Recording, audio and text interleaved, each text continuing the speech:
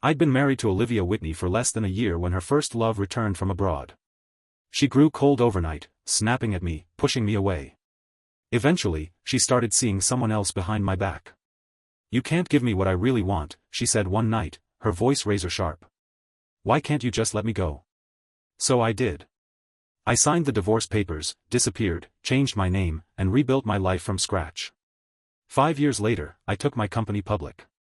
As part of a new expansion plan, I returned to Los Angeles. I had just stepped out of our new office building when a little girl came out of nowhere and wrapped her arms around my leg. "Daddy," she shouted, her voice echoing through the parking garage. She looked about 4 or 5, old enough to know better, but still young enough to act on impulse. The thing was, I had no idea who she was. Obviously, I couldn't shake her off. Not here, not like this. The entire building housed my employees, partners, investors, everyone connected to my company. Making a scene was out of the question. I crouched down, trying to stay calm. "Hey, sweetheart. What's your name? I don't have a daughter your age." She pouted, arms crossed. "My name is Claire. You are my daddy. I saw you on Mommy's phone." My heart skipped. "And who's your mommy?" She rolled her eyes like the answer should be obvious. "Olivia." The name hit me like a punch to the chest. Memories I'd buried deep came rushing back in a flood. Back in college, I had a secret crush on Olivia Whitney that lasted 3 years. She was the rich, dazzling girl everyone admired, the kind with a closet full of designer coats and a last name that meant something. I was just the kid scraping by on scholarships, working late shifts to keep the lights on. During one of our required fitness tests, I blacked out from low blood sugar. When I came to, Olivia was there. She was a year ahead of me and volunteered at the campus health center. She handed me a tissue scented faintly with gardenia. The light poured in behind her, haloing her face. For a second, I thought I was still unconscious, because she looked like something out of a dream. "You're awake?" she asked gently, noticing my dazed expression. Then she reached out and wiped the sweat from my forehead. "You're okay now. You're at the health center." Thank you," I stammered, heat flooding my face. It was almost laughable. She was kind to everyone, but I was already in too deep. Loving her was a one-man war. Just to catch a glimpse of her, I signed up for clubs she was in, volunteered for her department's events. Always from a distance. Because back then, she had a boyfriend, someone from her own world. Wealthy. A perfect match. After graduation, things shifted. With my professor's help, one of my tech projects got funded. I launched my own startup. Olivia's family had fallen on harder times. Her boyfriend left for Europe and never came back. Eventually, she ended up working as a front desk assistant at my company. All those years of buried feelings? They came roaring back. I started pursuing her. One night, someone drugged my drink at a business dinner. I don't remember much, just fragments and heat and her voice. We slept together. After that, she agreed to marry me. I knew she didn't love me. Not really. But the damage was done. We were married. I told myself that maybe, just maybe, things would settle, that in time, she'd grow to accept me. Maybe even love me back. But I was wrong. A year into our marriage, Olivia betrayed me, for him. She had resumed her affair with her ex, sneaking around behind my back. And then came the real blow. She leaked one of our company's most critical project files. It wasn't just a breach of trust. It was a landmine. The project failed. My company is in crisis. Somehow, I became the scapegoat, accused of stealing core code from other companies. "You had sex with me while I was drunk," she snarled at me from behind the iron bars of the police station holding cell. "You ruined my life. So I'm going to destroy yours." Even now, I can still see that look in her eyes, cold, venomous. It chills me to the bone. And now, here I was, staring at a little girl who looked disturbingly like her. Every hair on my body stood on end. "I'm not your dad," I said, my voice flat and low. "Get out of the car. I'll have my assistant take you home. If you don't, I'll call the police." Her big eyes went wide with fear, filling with tears. But I didn't flinch. I pulled out my phone and texted my assistant to come down and escort her. When she realized crying wouldn't work, she finally stepped out of the car, one foot dragging behind the other, turning back every few steps as my assistant led her away. I let out a long breath, gripping the steering wheel tightly. "Get a grip, Marcus Morgan. You're not that man anymore. That version of you already died once. There's no going back. My name used to be Ryan Smith.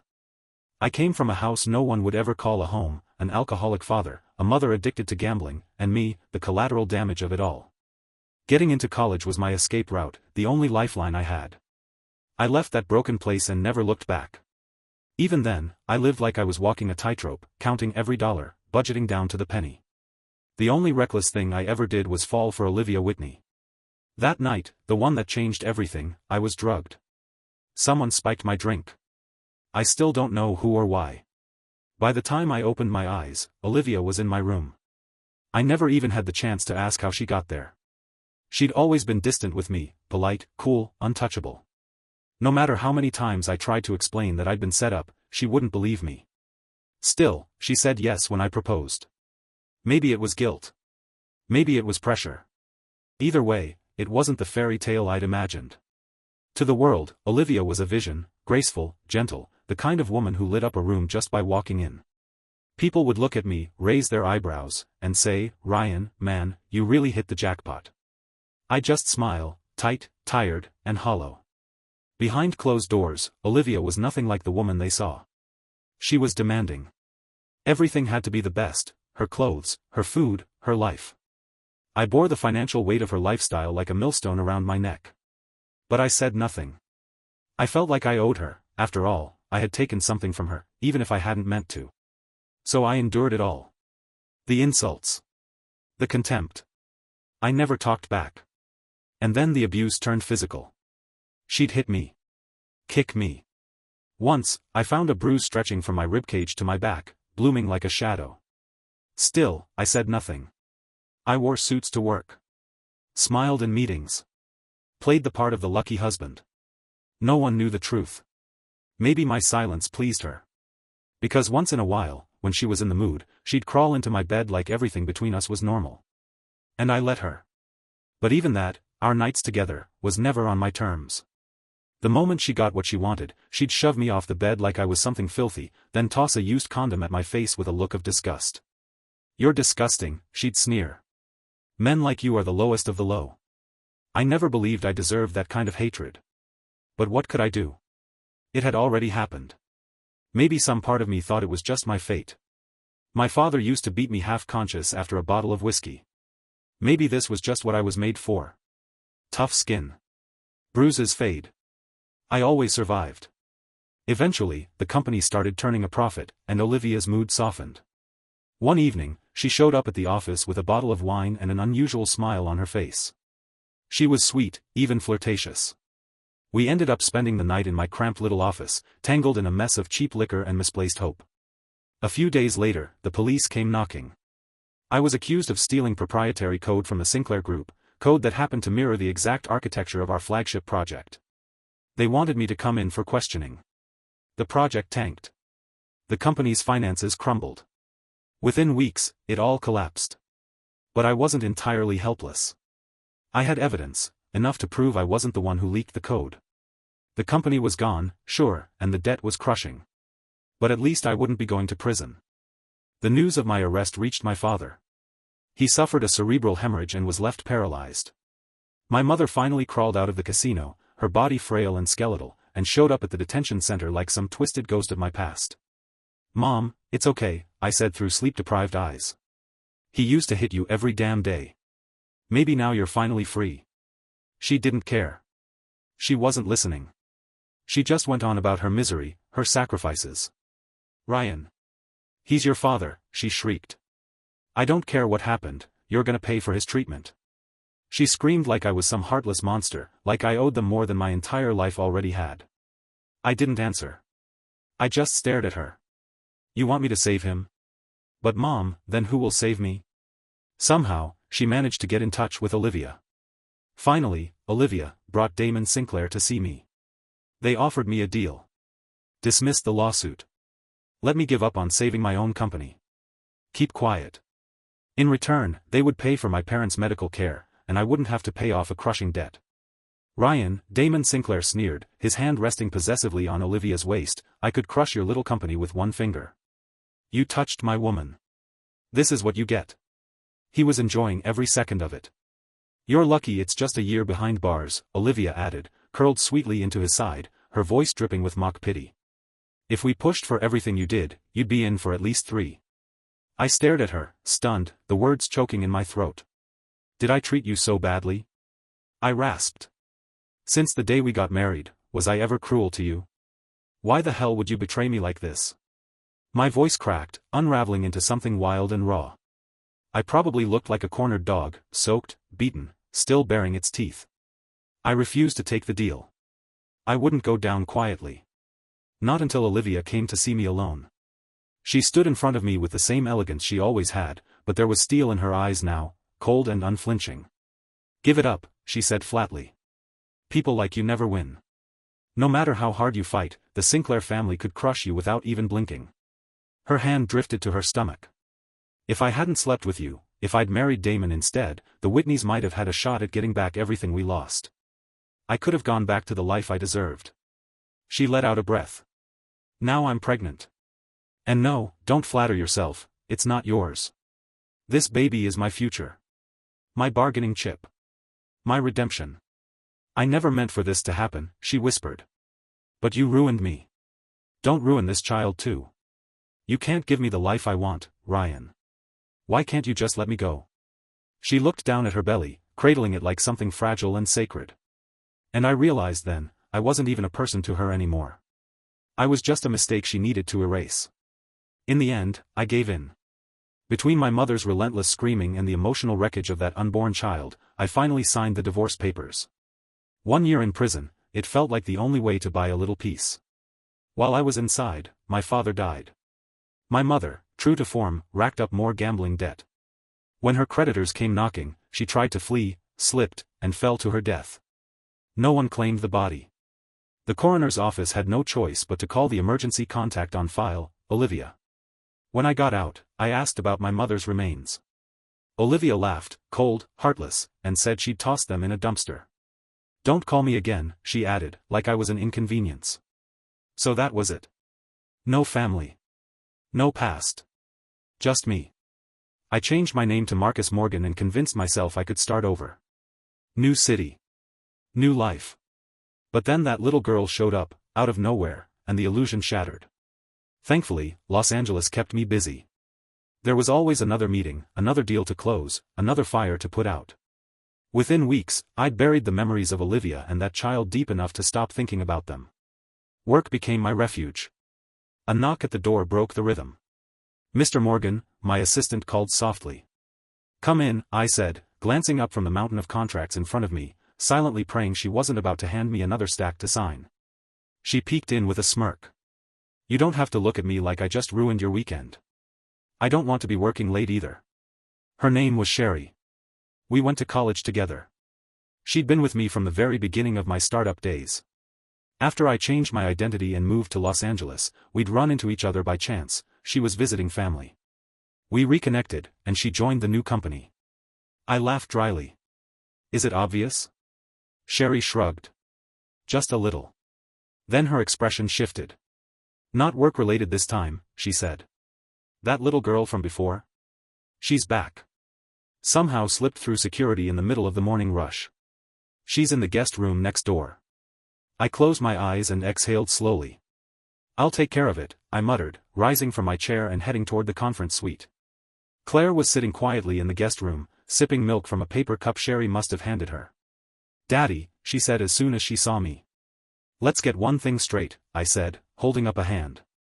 I'm not your dad. Got it? I exhaled slowly, trying to keep my voice steady. Now, kiddo, want to tell me why you snuck in here?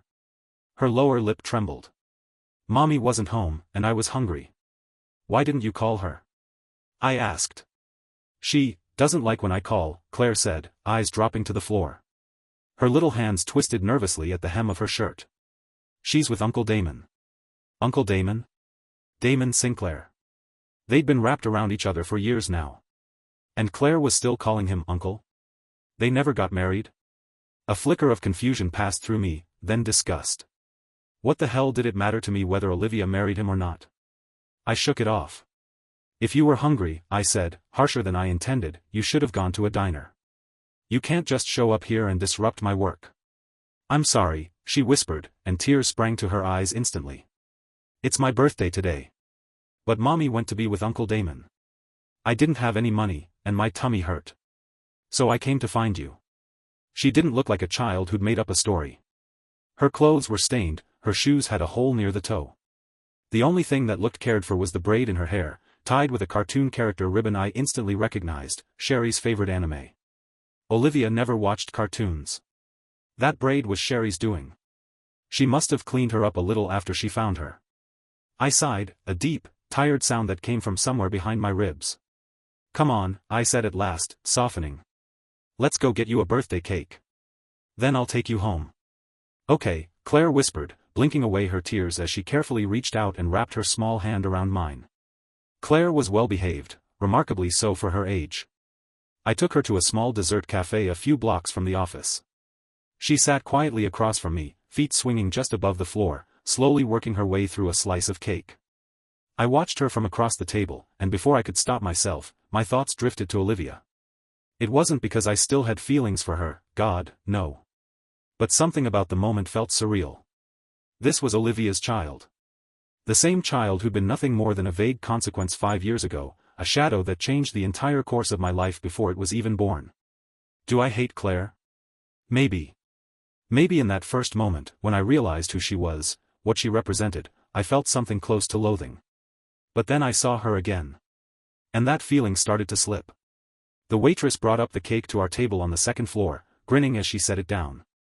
What a cute little girl, are you going out to play with your dad today? Shoo, Claire said seriously, glancing at me. He's not my daddy. Before the woman could jump to any conclusions, I pulled out a business card and pointed to the office tower across the street. I'm actually her father, I said, keeping my tone light. She got upset earlier, and I told her I didn't want her anymore, bad parenting move. Now she's fired me from the job. The waitress laughed. No need to explain. You two look so much alike, it's obvious she's yours. I gave a weak smile and sat back down.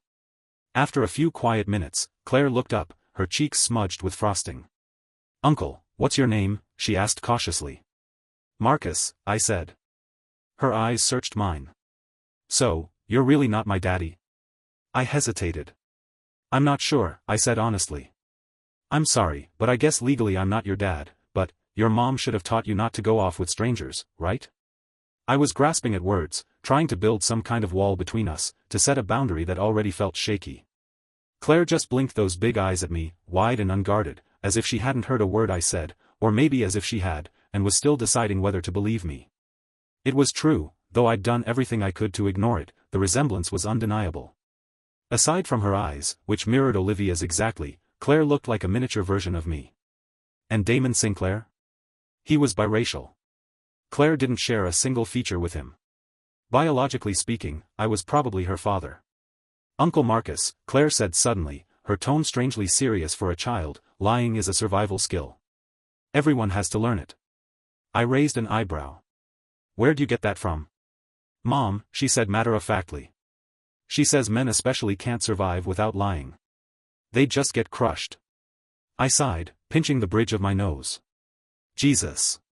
What the hell has Olivia been teaching you? I'm full now, she announced, sliding off her chair with a casual shrug. Thanks for the cake. I won't bother you at work again. Bye. Wait, what? Where are you going? I called out, startled. Home, she replied, shooting me a look like I was the idiot here. Where else am I supposed to sleep tonight? I stood up. I'll take you. Even as the words left my mouth, I regretted them. This was Olivia's daughter. Driving her home meant facing Olivia. There was no way around it.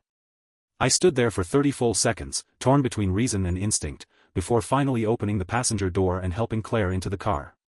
As I pulled out into traffic, Claire glanced at me from the back seat. Uncle Marcus, you look nervous. I'm not, I muttered. Just tired. I'll drop you off, and then, well, we probably won't see each other again. I hope you have a good life, Claire. And I meant it. But I was nervous. More than nervous. The idea of seeing Olivia again, Olivia, the woman I once loved so fiercely, the woman who gutted me without flinching, made my skin crawl. My grip tightened on the steering wheel. God, what the hell was I doing? As luck would have it, or maybe misfortune, I didn't see Olivia. "Bye, Uncle Marcus," Claire said as she pushed open the front door. "I'd invite you in for coffee, but I can't lift the kettle." The door swung open, revealing a home that looked more abandoned than lived in, cluttered, grimy, hollow. The kind of place where silence didn't feel peaceful, just forgotten. I stood there for a moment, gut twisting. This was once our home. The place Olivia and I shared as husband and wife. When we divorced, I hadn't asked for the house. I figured letting her keep it would be cleaner, easier. I never imagined she'd still be living here. And I never imagined she'd let it rot into this. "Do you stay here alone a lot?" I asked, even though I knew I should have turned around and left. Claire nodded unmoved. "Yeah. Even though Mom didn't tell me, I think her boyfriend doesn't like me. So I'm staying here while she's with Uncle Damon." "Marcus, you're a damn fool." I cursed myself silently, then, against every ounce of logic, stepped through the doorway into the wreckage of my former life. It wasn't heroism. It wasn't nostalgia. It was just Claire. I couldn't leave a little girl in a place like this. Not with food cartons molding on the counter, laundry piled in corners, and the stink of neglect hanging in the air. I started picking things up, clearing trash, straightening what I could. This wasn't about Olivia. It wasn't about the past. It was about the child standing in the middle of the mess, quietly watching me, waiting for someone, anyone, to act like an adult. That's all this was. At least, that's what I told myself. Back when we first got married, I bought this place behind my parents' backs and put it under Olivia's name. "A 2-bedroom? This tiny shoebox is your idea of a romantic gesture?" She scoffed as she walked in for the first time, rolling her eyes like I'd handed her a shoelace and called it a diamond necklace. "I'm sorry, but at least this way I don't have to pay back the loan." I rubbed my hands awkwardly, because this marriage was unexpected. I didn't have much time to prepare. It wasn't much of a wedding either. No ceremony, no guests, no flowers. Just 2 signatures and an awkward photo. Everything about our marriage had been rushed, forced. Except for the house. This was the one thing I tried to give her, even if it was small. Olivia responded with a dramatic huff, then hauled in a mountain of luxury clothes and designer handbags, cramming them into the master bedroom closet like she was moving into a high-rise penthouse. The closet filled up within days. Next came the guest room, converted almost overnight into her personal walk-in closet. She didn't want to share a bed with me. Said I snored, or that I moved too much in my sleep, or that she just couldn't rest with someone breathing next to her. So I slept on the couch. Not even a real couch, just a cheap, scratchy fabric model from some showroom clearance section. It squeaked when I turned and sagged in the middle, but it became my bed. Eventually, I noticed her designer clothes started disappearing, one handbag here, a few hangers there. Then one day, a brand new living room set appeared, sleek, hand-stitched leather from a Milanese designer, with wool cushions and fuzzy throw pillows that cost more than most people's monthly rent. "Finally," Olivia said, chin tilted proudly. "No more tasteless garbage. This is the level of quality I deserve." She never mentioned where the clothes went. I didn't ask. And so, just like that, my sleeping spot upgraded from a cheap polyester couch, to a piece of luxury furniture worth nearly a third of the apartment itself. But no matter the price tag, I still slept alone. And I still wasn't welcome in the bed. Starting a company from scratch meant long hours and endless stress. Some nights, I was so exhausted I'd skip dinner entirely, just come home, collapse on the couch, and fall asleep in my work clothes.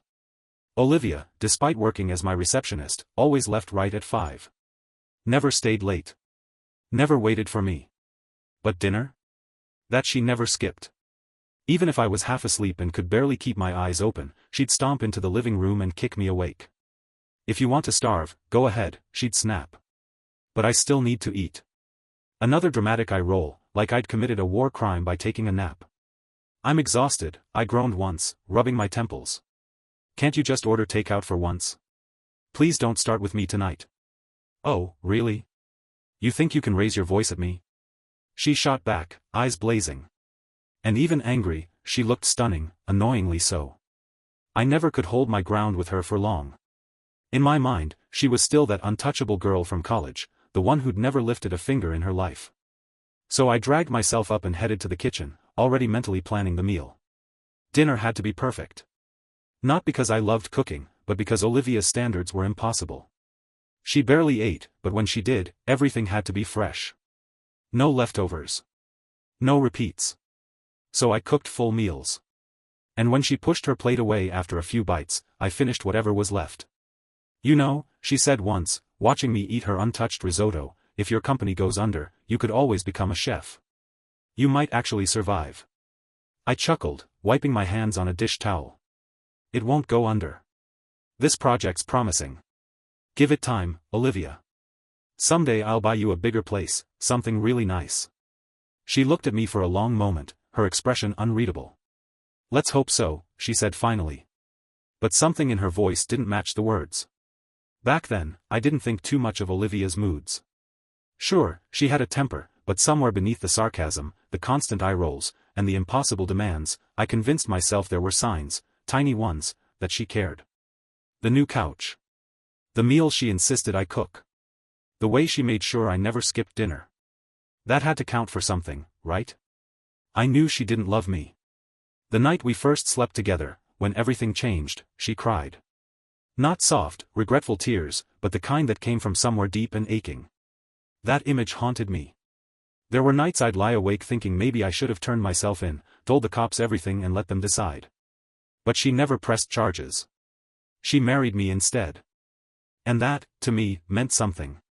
Coming from the family I did, broken, bitter, violent, I thought just having a home, a wife, someone to come home to, that was already more than I ever hoped for. Marriage isn't always about love, I told myself. Sometimes it's just two people, trying to survive. It wasn't perfect, but we were making it work, or so I thought. As my company grew, so did the distance between us. Olivia started disappearing.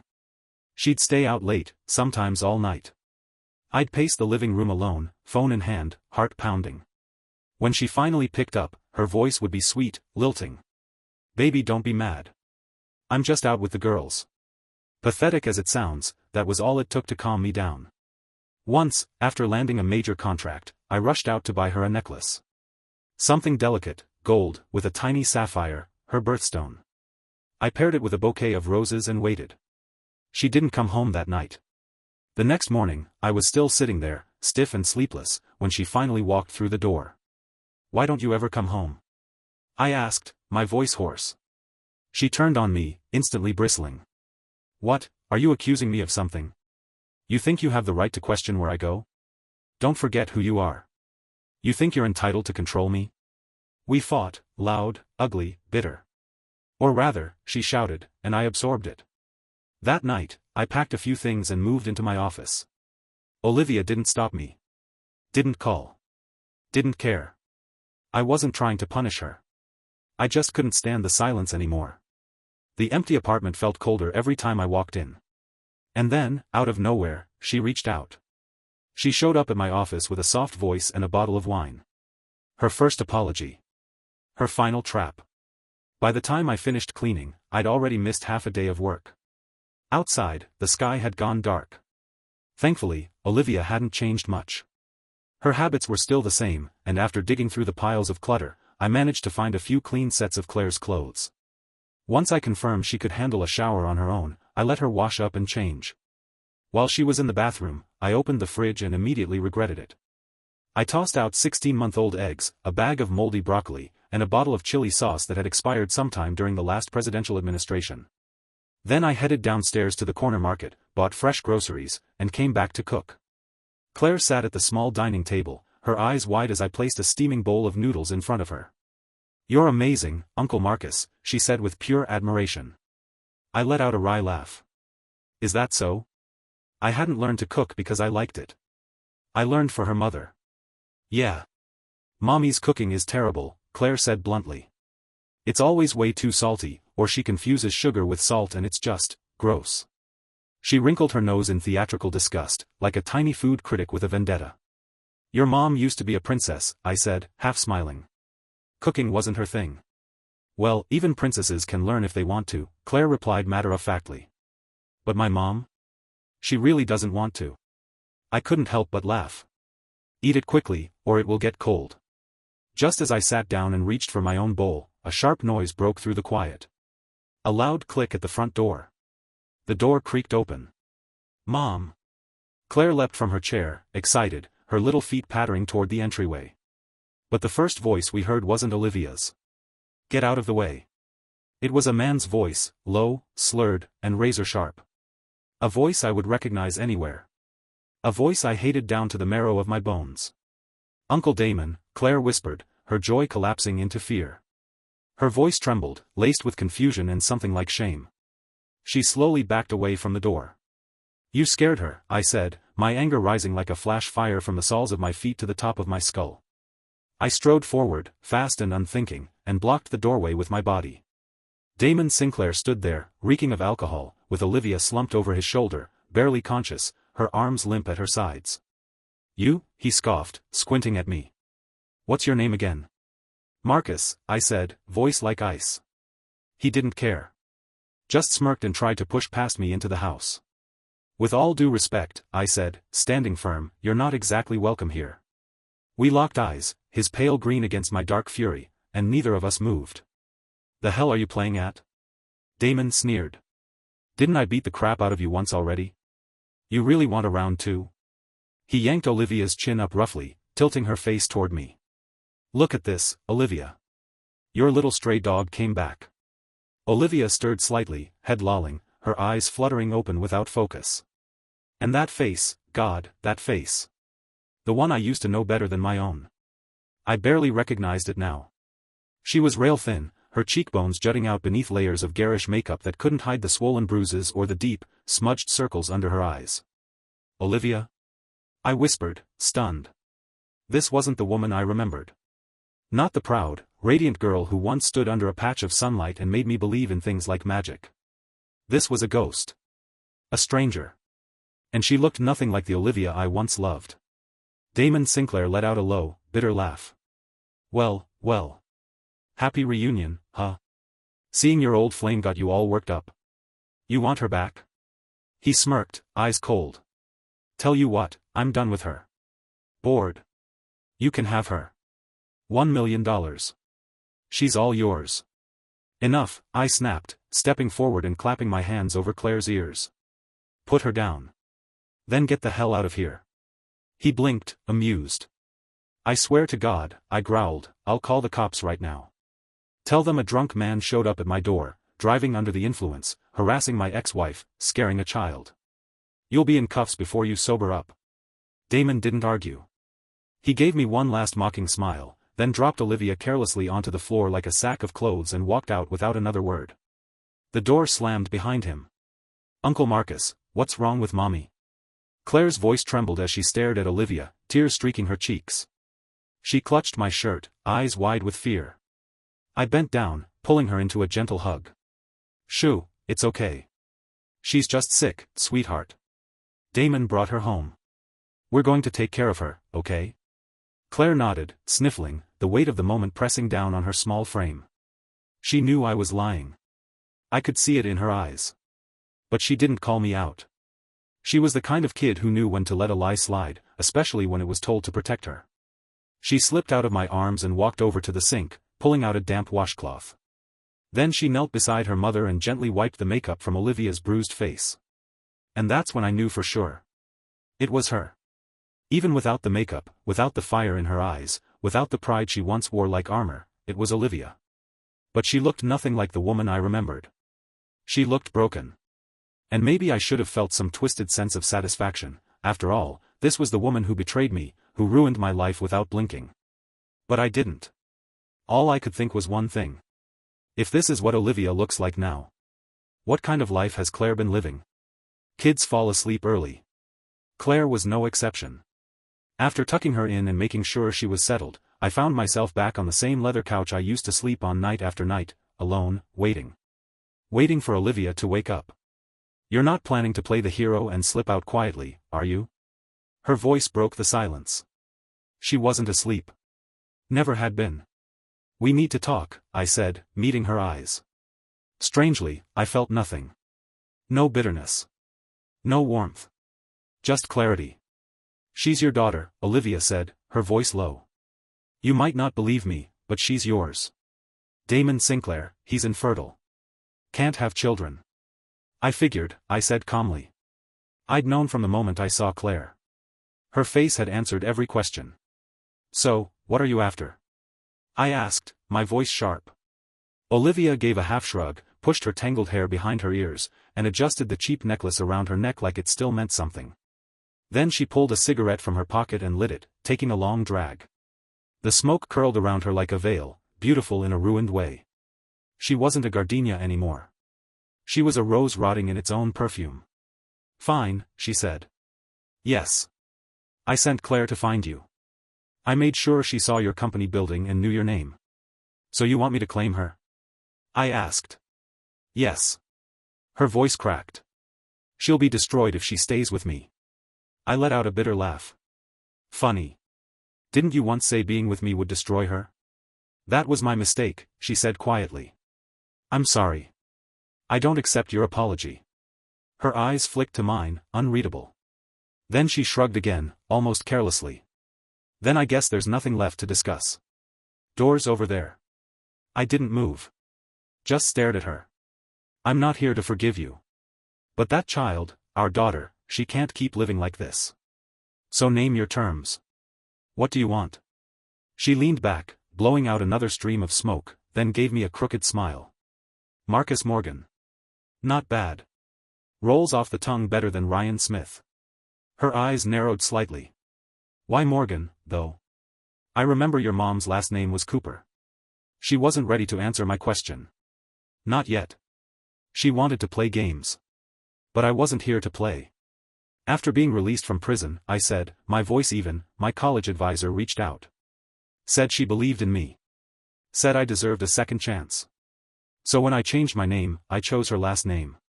Olivia nodded slowly, taking one last drag from her cigarette before grinding it out in the ashtray. Tomorrow morning, 10 o'clock, she said. I'll bring Claire's documents. You bring your ID. We'll meet at the courthouse. That's it? I asked, frowning. That's it. She shrugged. Her full name is Claire Whitney. You can change it to Morgan if you want. I hope tomorrow's the last time we ever see each other, she added without looking at me. Of course, I said, rising to my feet. I straightened my slightly wrinkled blazer and walked out the door. I didn't ask about the bruises. I didn't ask about the life she'd been living all these years.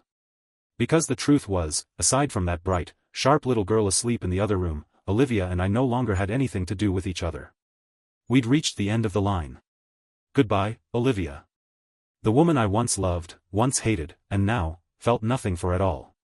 The next morning at 10 sharp, I stood outside the courthouse, waiting. I waited as the minutes dragged on, as the sun climbed higher, as the staff inside started heading out for their lunch breaks. No sign of Olivia. I checked my phone again. Nothing. Damn it. Fury surged in my chest as I climbed back into the car, gripping the steering wheel with white knuckles. Had she just played me? Led me on some final loop of her games? The phone rang. Sherry. I snatched it up. Yeah? I said, rubbing my forehead, already feeling the exhaustion settle in. Marcus, she said, her voice breathless, tight with panic. Something's happened. You need to get to Olivia's place. Now. Before I could ask anything, the line went dead. When I arrived back at Olivia's apartment, the building was in chaos. Yellow police tape flapped in the wind, stretched across the doorway.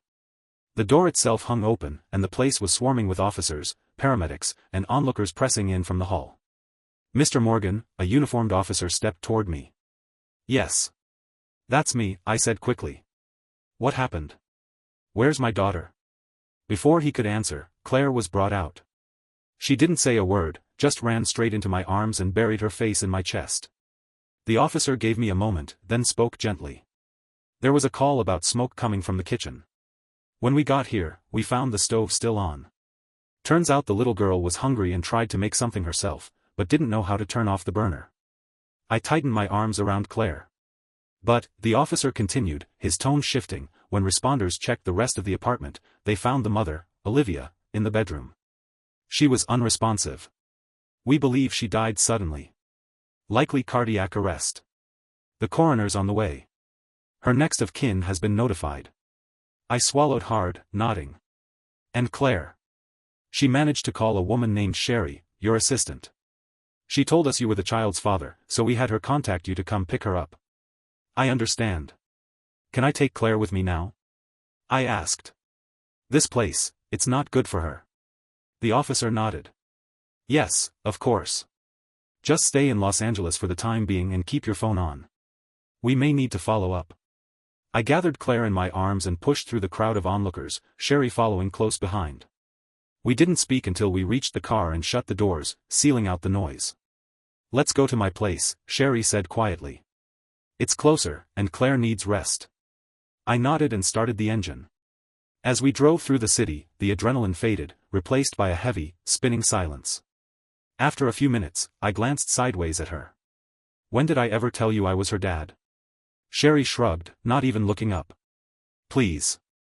She looks exactly like you. And she did. Every line, every feature. There was no denying it anymore.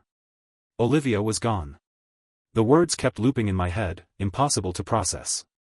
One moment she was standing in front of me, cigarette in hand, bargaining with her usual detached charm, and the next, she was gone. How was I supposed to explain that to Claire? Sherry, where's my mom? Claire asked, just as I feared she would. Sherry didn't miss a beat. I told you already, sweetheart. Your mom's on a super-secret mission. She's playing detective right now. We can't disturb her, okay? Claire blinked, then nodded. Oh. She didn't press. Instead, she wandered off toward the two cats curling lazily in the living room. Sherry had been right, cats were a good distraction. Her apartment was warm and homey, a small 3-bedroom with soft lighting and the faint scent of vanilla. The cats weren't shy either, bold, friendly, and immediately drawn to Claire's gentle hands. Sherry gave me a knowing look. Sit with Claire. I'll cut up some fruit. I nodded, my chest too tight to speak. I couldn't thank her enough. She'd seen right through me, I needed time to think, to breathe. But before I could gather my thoughts, Claire looked up from the rug where she was playing. Uncle Morgan, she said quietly, my mom is dead, isn't she? I froze. No, she's just tired. She needed to rest. No one stops breathing when they're just sleeping, Claire said softly, her fingers curling around one of the cat's ears. I checked. I know what death is. When Grandpa died, I saw it too. Her voice didn't waver, but her eyes were red. And now, my mom is gone. And you're not really my dad. That means I don't have anyone left, right? Her voice cracked just slightly. So can you find me a good orphanage? Please. One that's not scary. That broke me. Completely. I opened my mouth to answer, but the words caught. My throat closed. I had to blink fast to keep from falling apart. I am your dad, I said finally, my voice trembling. I'm so sorry I didn't tell you sooner. I talked to your mom last night. She was going to take you to see me today. I was going to make it right. But now it was too late. The tears came, uninvited, streaming down my face. I'd spent years believing I had nothing left in this world, that I was utterly alone. And then, somehow, unbelievably, I found her. My daughter. The one person who shared my blood. And who was now looking at me with a wounded kind of hope. I could take her away soon and let her live a carefree life, so why did life make her go through this? Claire, I said gently, brushing her hair away from her face. Listen to me. I was married to your mom once. We had a hard time, and we ended things. But I didn't know about you back then. It's not that I didn't want you. I never even had the chance. She sat quietly, eyes down, hands in her lap. You're not a child nobody wants, I said, voice breaking. Your mom, she wanted you to be with me. She wanted you to have a better life. So, what do you think? Would you like to come live with your dad? She blinked up at me. Dad. Then her chin trembled. I feel like crying, she whispered. Can I? I miss mommy. Of course, I said, pulling her close. You cry as much as you need to. And she did. Her small body shook with sobs, and I held her, aching in a way I didn't know was possible. I would have traded every second of my past, every success, every dollar, to spare her from this moment. When Shirley returned with the cut fruit, Claire had cried herself to sleep in my arms. I found this at Olivia's place, Sherry said, skipping any attempt at consolation. She dropped a flash drive into my lap. I plugged it into my laptop. Inside was everything. Evidence that Sinclair Group had sabotaged the Whitney family's company. Files documenting Damon Sinclair's abuse of young female employees. And, God, documents, screenshots, even video records tied to the scandal that nearly destroyed me. She had kept it all. Even the footage of that night. The night in the office. The night that changed everything. Wow, Sherry said, one brow arched as she peeked at the screen. Didn't think you had it in you, Marcus. Shut up, I snapped, feeling my face go hot. She grinned, entirely unfazed. Why so shy? Look on the bright side, you've got proof now. You can clear your name. Clear it with this? I snapped, slamming the laptop shut. I'd rather my reputation stay buried than drag that mess into court. That, I gestured vaguely, furious and ashamed all at once. That's not justice. That's a nightmare. Sherry just shook her head, still smiling that maddening smile of hers. Yeah, she said softly. But it's still the truth. And sometimes, Marcus, the truth is enough to start over. There was one file left in the folder, a single audio recording. I didn't think much of it as I clicked play. Then her voice came through. You're insane. You want me to drug Ryan? Olivia's voice, sharp and panicked. Come on, baby, it'll be fun, came Damon Sinclair's voice, thick with cruelty and amusement. Do what I say, and I'll get your dad out on bail. He's just a college friend, Olivia snapped. You'll have the code soon anyway. Why target him? Oh, come on, Damon replied, voice dipped in venom. That loser had a crush on you in school, right? Men know men, sweetheart. I know exactly what he wanted from you. I'm not even in the country and I can smell it from here. Stay away from him.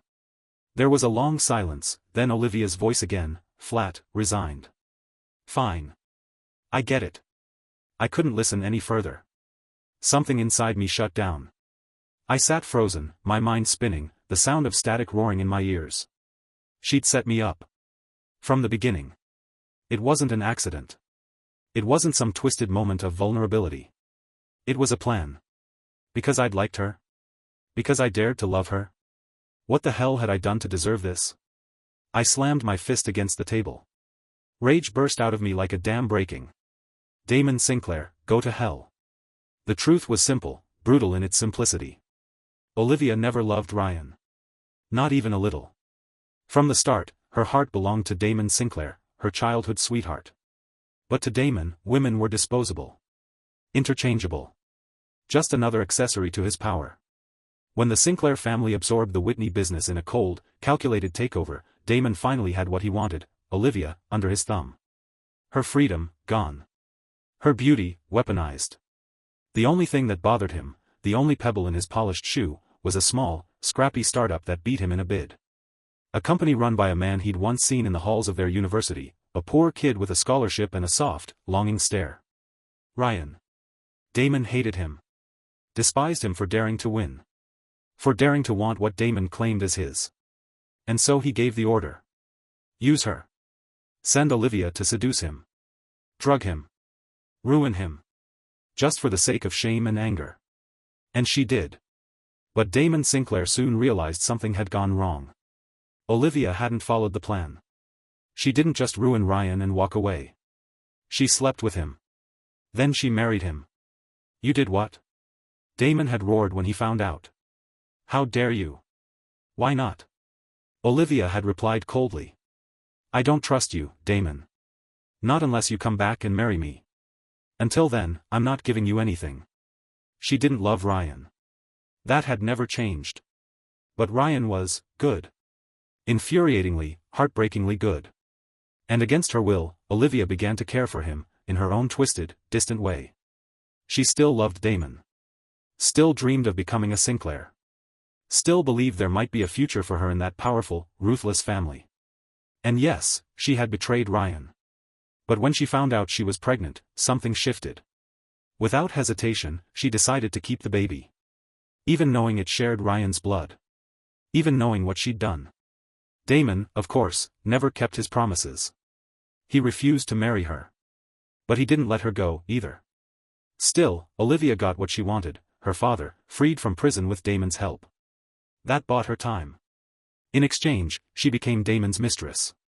He loved her in the most dangerous way. And he hurt her with the same intensity.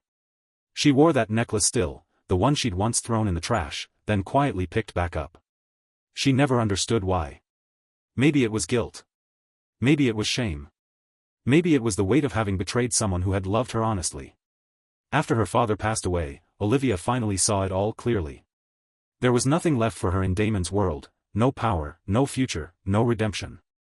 But she had a daughter. And just when everything seemed beyond repair, the man who had changed his name to Marcus was back. The man she once destroyed. The man she once married. The man she hoped, just maybe, could save the one thing she had left to protect.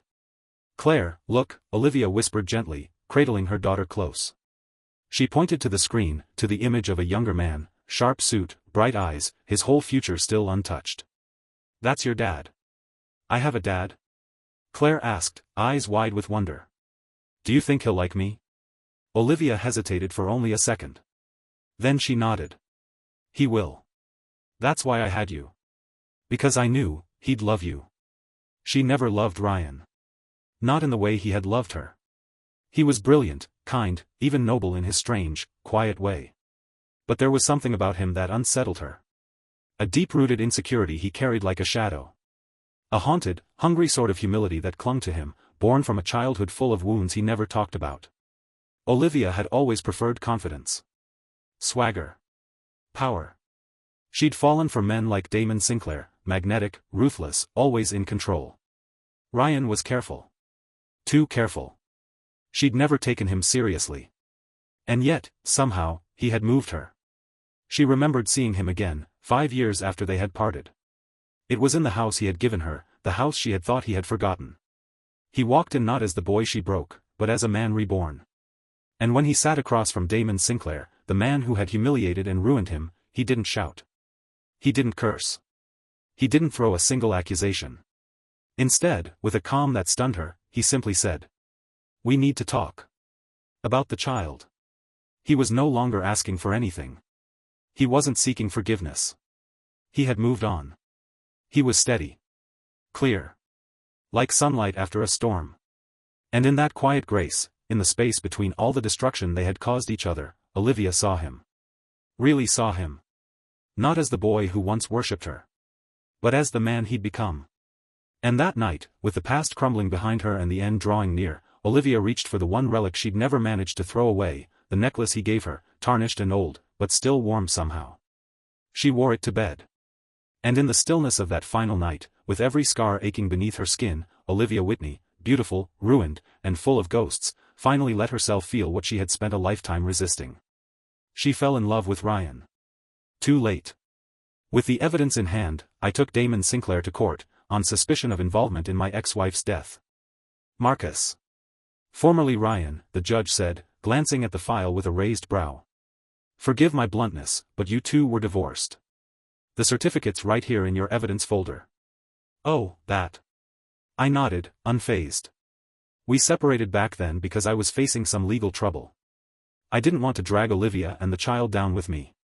But we were planning to remarry, give our daughter a complete home. I lied without blinking. My face didn't so much as twitch. The judge shrugged. All right, then. The truth? The charge didn't hold. Olivia's death had been ruled an accident. But what about the rest? Damon Sinclair's crimes, bribery, extortion, harassment, and worse, were clear as day. The courts took over. He's not getting out of jail this time. I was cleared of all charges. And with that momentum, I landed several new clients. My company took root in Los Angeles. For the first time in years, I could breathe without feeling like the world was pressing against my chest. As for Olivia, I had no intention of dragging her name through the mud. Not in court. Not in memory. She betrayed me, yes. But she was also the mother of my child. And I'd be damned if Claire ever grew up thinking her mom was just a villain in someone else's story. Claire once said something that stuck with me. Adults need lies. Because in the adult world, nothing is truly black or white. Some things just pass. And when they do, you let them. I never changed Claire's name. She was raised and loved by her mother. And she'll carry Olivia's name with pride.